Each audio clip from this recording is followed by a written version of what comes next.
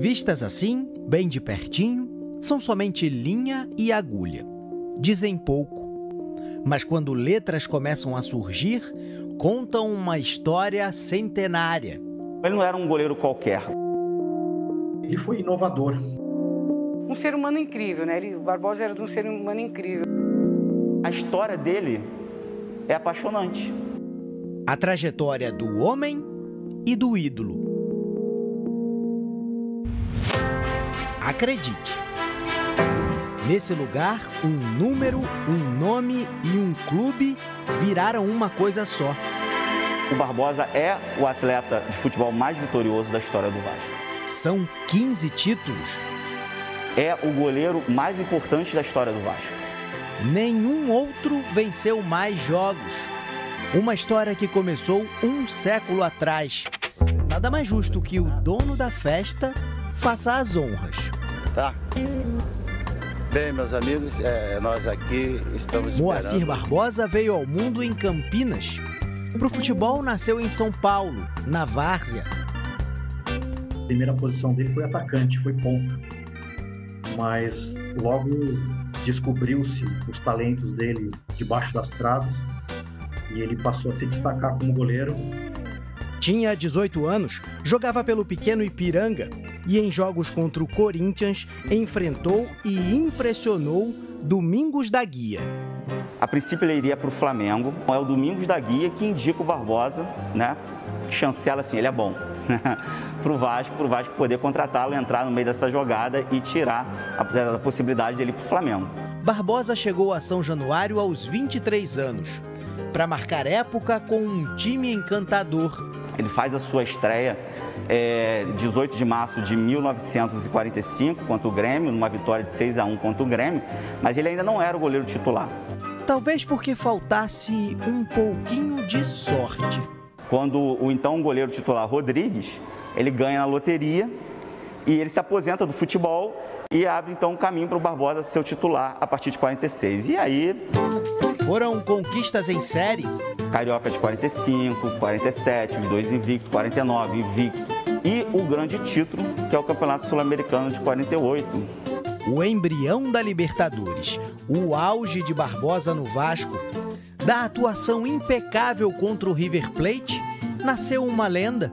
Criaram um pênalti que não existiu no jogo contra o River Plate, que ele teria defendido. Foi tão bom que agarrou um pênalti que não existiu. Barbosa é um dos principais expoentes do Expresso da Vitória. Ele passa a ser convocado constantemente para a seleção brasileira. O Expresso era a base do Brasil para a Copa de 50. Um sucesso. Barbosa também. O primeiro goleiro negro a se destacar na seleção, campeão do Sul-Americano de 1949. Em uma das excursões do Vasco pelo México, deixou saudade. Para Moacir, com carinho de uma mexicana que nunca te esquecerá e que a distância não acabará com o nosso amor. Mas o grande amor da vida dele foi Clotilde, que faleceu em 97. Barbosa foi ser apontador de jogo de bicho para poder conseguir, porque a Clotilde, a esposa dele, teve um câncer muito feio. Ele gastou tudo que ele tinha, o que ele não tinha, né? Tinha quase nada além do orgulho de ser vice-campeão do mundo. Antes da final contra o Uruguai, Barbosa e um time inteiro respiravam o ar da consagração.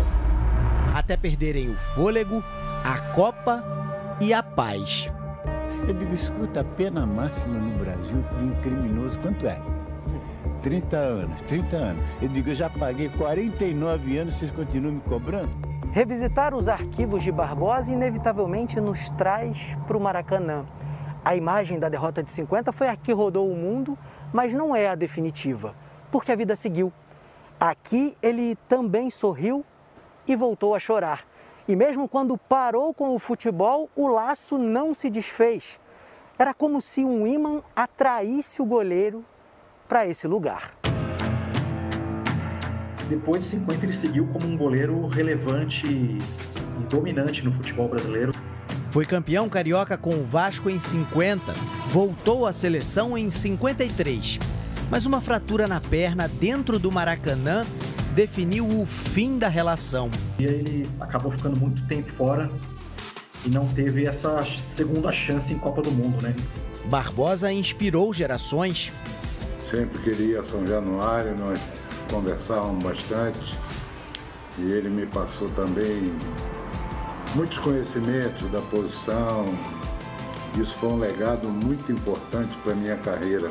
Aposentado aos 42 anos, trabalhou por muito tempo nas piscinas do complexo do Maracanã. E quando as traves de madeira deram lugar às de ferro, ganhou um presente. Uma das balizas antigas teria sido entregue a ele. Acabou um dia resolvendo usar essa madeira, né? Morando no bairro de Ramos, né, no Rio de Janeiro, para fazer um churrasco, né? Usar as madeiras das traves do Maracanã como um churrasco. Uma espécie de exorcismo ali do que ele viveu na Copa do Mundo de 50. Para eliminar dores e lembranças, foi atrás de sossego na Praia Grande, no litoral paulista. Encontrou anonimato e uma família. Tereza é filha do coração. Cuidou do ex-jogador, preserva a memória dele todos os dias, mesmo 21 anos após a morte de Barbosa. Todo mundo queria que ele carregasse uma cruz e falar a única cruz que ele carregava era de Malta, não era a cruz do Calvário, entendeu? Porque ele tinha orgulho. O Barbosa é muito maior do que uma derrota na final de uma Copa do Mundo. Muito maior do que isso. Que todos saibam, ventos espalhem pelos quatro cantos as glórias bordadas por Barbosa, o goleiro magistral.